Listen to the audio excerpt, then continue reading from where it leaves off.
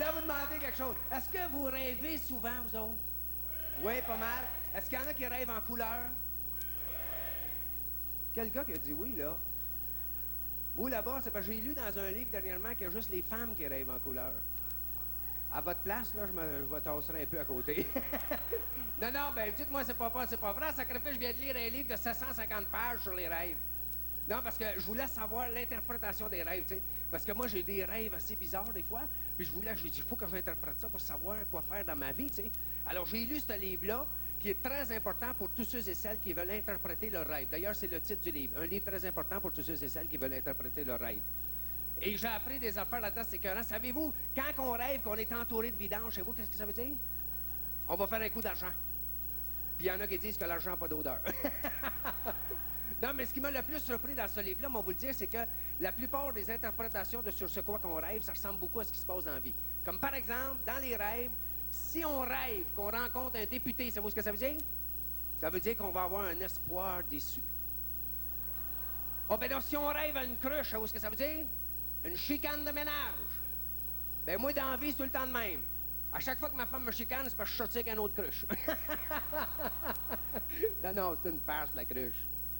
Ben, je veux dire, la cruche est une farce, voyons donc.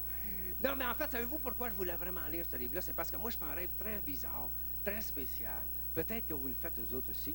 Alors, je vais vous le conter, vous allez voir. Ça, c'est un rêve qui se fait juste le matin. Il faut que tu te sois levé de bonne heure. Puis là, vers 9h30, 10h, là, tu sais, le matin, tu n'as pas assez dormi, tu commences à être mou un peu. Puis là, moi, dans ce temps-là, je me dis, j'ai un petit 10 minutes, je vais aller m'étendre sur le divan. Là, je pars, écoutez bien ça. Je rentre dans le boudoir. Je m'étends sur le divan. Là, ça fait pas une seconde, je dors pas. Je viens de m'étendre. J'ai les yeux ouverts. D'un coup, j'entends la porte qui se rouvre, qui se referme. Là, il y a des pas dans la maison. Sur le coup, je me dis, c'est pas grave. Je sais, ma femme a oublié sa clé, tu sais, puis elle est venue la chercher, la porte était barrée.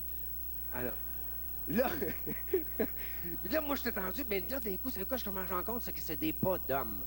Parce que j'entends d'hommes. Ah oui? Puis là, comme c'est des pas d'hommes, là, moi, je m'inquiète un peu. Je dis, qu'un va me lever, m'aller voir. Ben, sacrifice, j'essaye de me lever, je suis pas capable de bouger. Je suis comme paralysé, puis je dors pas. J'ai les yeux ouverts, je suis dans le boudoir, je le sais. Je sais l'heure, tout. Pas capable de me bouger, puis là, le cœur commence à me faire baboum, baboum. Puis l'autre gars, il fait dom. Alors, ça finit que ça fait dom, baboum. C'est bon pour partir pour écrire une chanson, mais tu sais, c'est le coup, là. Puis là, j'ai le gars rendu à côté de moi. Là, je fais des efforts, mais il faut que je me réveille, faut que je me lève.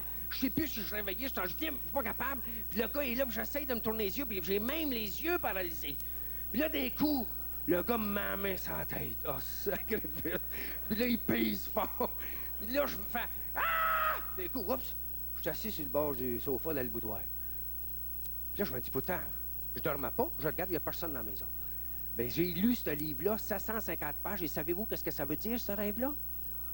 Moi non plus, ils disent pas les écœurants. C'est pas écœurant, j'ai tout lu ça pour rien!